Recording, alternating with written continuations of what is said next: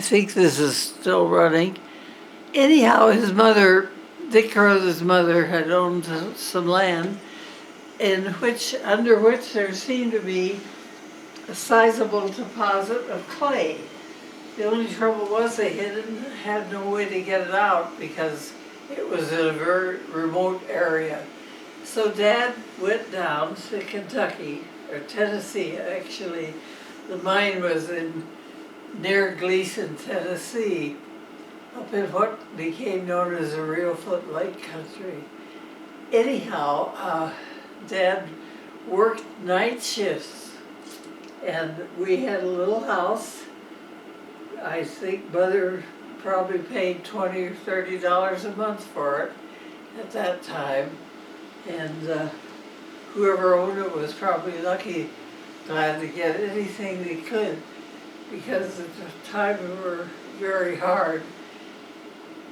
And so Mother and Dad were down there for about 3 years, and it came back to Iowa after he had spent many long hours in the night shift building roads down in Kentucky, using nothing but horse-drawn equipment, and he was, of course, well experienced in that, so that was natural for him to be working again with horses in a labor situation.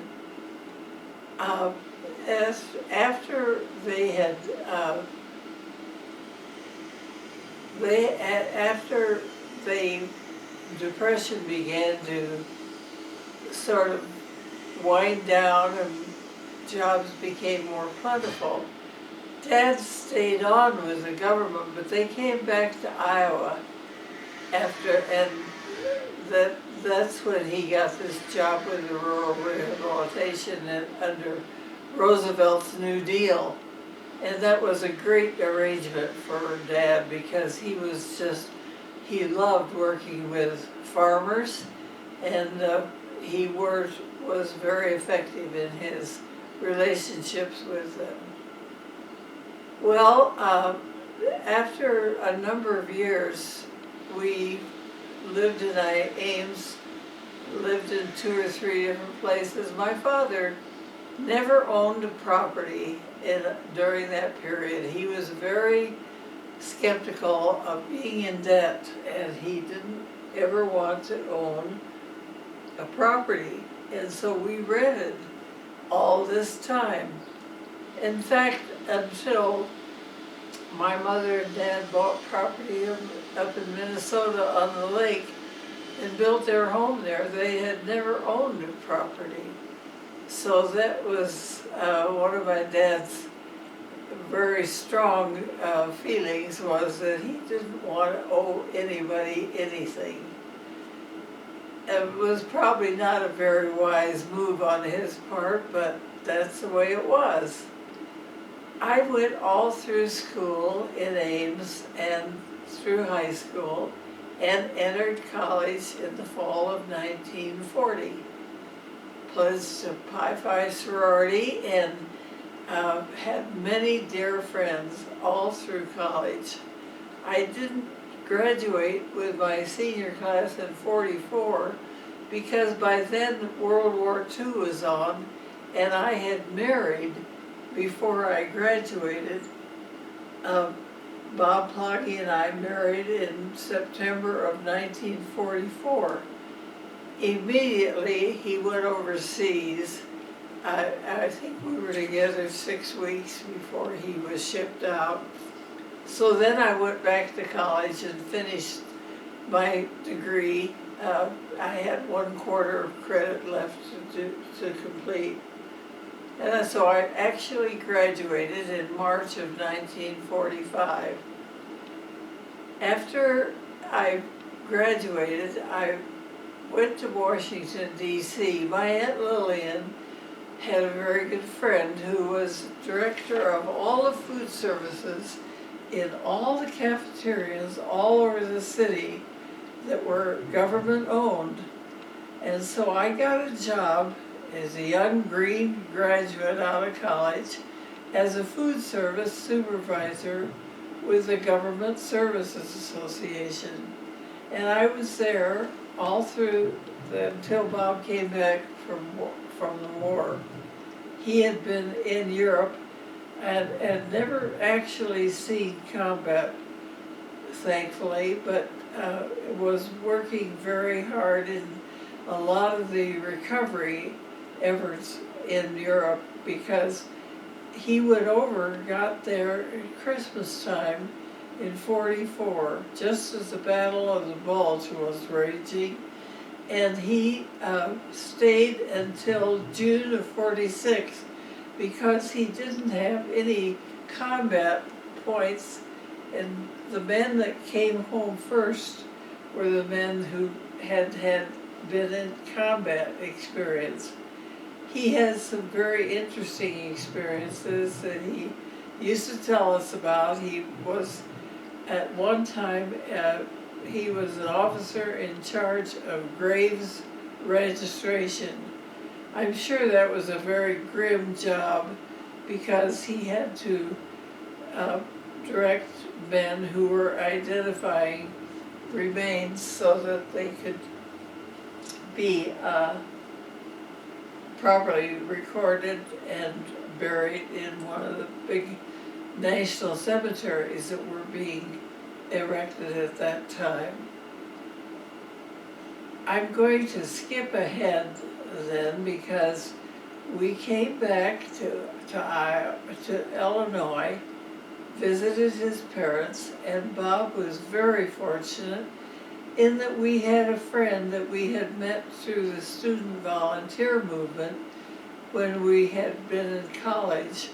This man was a Presbyterian minister, and he was at the University of Illinois in what was called the McKinley Foundation, having been named for a senator, U.S. senator who was apparently quite wealthy and had named a number of buildings in his honor on the campus at Champaign-Urbana. So Bob came back as assistant director of McKinley Foundation, and we had an apartment right in this very spacious building, which was a student center for activities that would be offered to students at the university with the sponsorship of the Presbyterian Church. That's really where we began our strong association with the Presbyterian Church, which has lasted, of course, all through the years. We were at McKinley Foundation for 4 years. During that time, Karen was born in 1949, and in 1950 we left Illinois, and because Bob had decided by that time that rather than being a YMCA secretary, which is what he really had originally planned to do, he made the decision that he wanted to go into the ministry. So he decided that the best seminary for him was San Francisco Theological Seminary, which was located in San Anselmo, California, just north of the Golden Gate Bridge. So we were there for 3 years.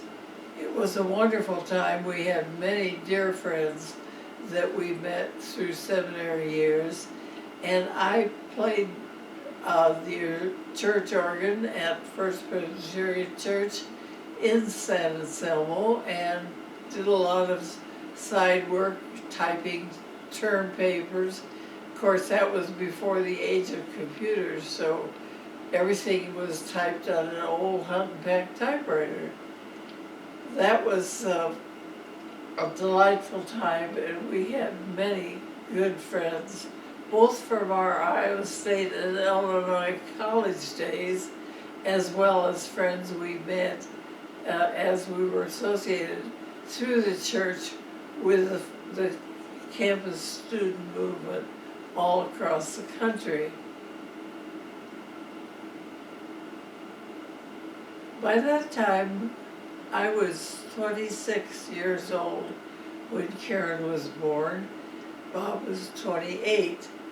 And we decided, and when we got to seminary, we found that there were many returnee veterans who had finished up their college work under the GI Bill and were now in seminary, the same as Bob was, for purposes of getting their theological degree. As I said, this was a very good time. It was a very frugal time financially. I remember we got about $120 a month from the GI Bill, and the rest of it we had to scrape together. He became a U.S. mail delivery man, and he delivered mail on the weekends as a substitute mailman for the regular mail services. And I, as I said, played the organ, so we made it through. And just at the end of that period, which would have been about 1953, Bob's mother had to undergo major surgery, and in her recuperation, his father appealed to us for me to come back to Chicago and help him with her rehabilitation. I took young Curtis, who had been born in '51 and was still a babe in arms, really, at that time, and flew back to Illinois. And in those days, aviation was still pretty much in its infancy for commercial aviation. And I remember that we had a very rough flight back from San Francisco to Iowa, where I visited my own parents before going out to Illinois. Well, in 1946, Bob had returned from Europe, and so at that time we were, of course, still newlyweds as far as being together was concerned, and we had a great opportunity to find out what married life was really all about. After we had Karen, that was in '49. We went on to seminary in '50. Curtis was born in '51, and we had the two children. And when Curtis and Karen, I had left Karen in California with Curtis at the time that I came back to Illinois. This was a very hard decision. It was very difficult for Curtis, for Bob and me to be apart at this time, and he was taking care of Karen. I think it was the basis for the very close relationship which Karen had with her father all throughout his life. We had an opportunity to go to Washington State to a failing, struggling Presbyterian church. In fact, the minister who was in charge of the synod said, if you can't make it here, we'll close the doors and sell this church because it's just nowhere to go. Well, actually, it was a real challenge for Bob, and he developed a wonderful congregation out of that little church, adding something over 100 members, and we were there for 5 years until 1958. During that time, he was working very diligently, counseling families, as well as developing his pastorate. Well, in 1958, we decided, or Bob decided, that it was time to leave. Very difficult decision because the people in Washington and Okanagan, where we were, didn't want him to leave. They were very adamant that they wanted him to stay. But he felt that his strengths were in the fields other than what the church really needed.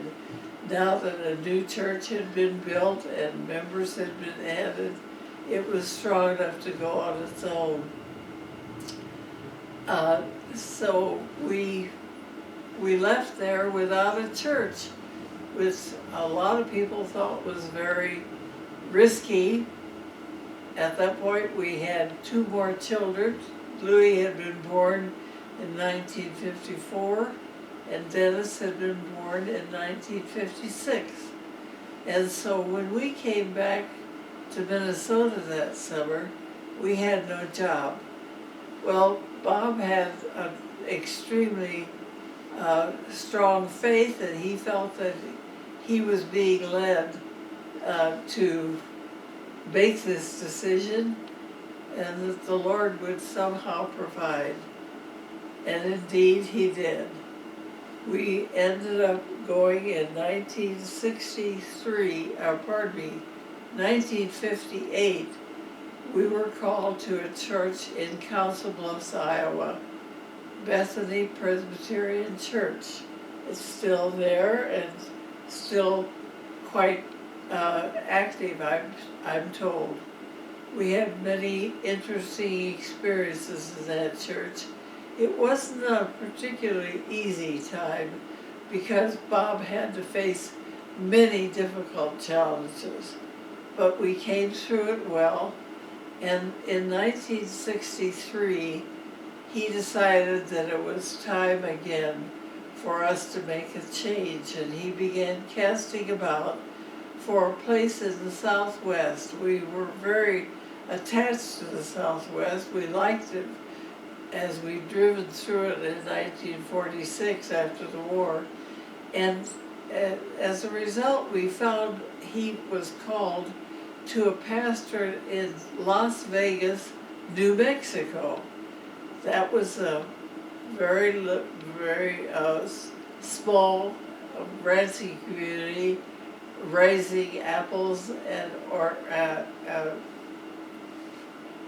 having a great deal of activity in the fruit industry as well as in the ranching.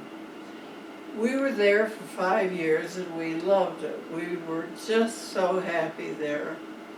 And at the end of that time, in 1962, we came back to the Midwest.